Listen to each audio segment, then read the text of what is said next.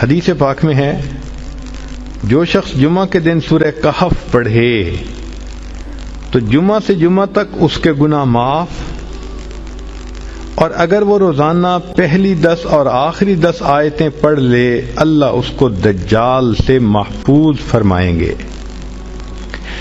تو اس عمل کو کرنے سے ایک تو دجال سے محفوظ ہو گئے، اور دوسری بات اور بھی سن لیجئے کہ دجال دجل سے بنا۔ دجل کا مطلب ہوتا ہے فریب دینا، دھوکہ دینا، اور بچیوں عورتوں کو انسان کی شکل میں بھی کئی دفعہ دجال مل جاتے ہیں، وہ ان کی عزتیں لوٹتے ہیں، بہانے بنا بنا کے دھوکے دیتے ہیں، ان کو بیٹرے کرتے ہیں۔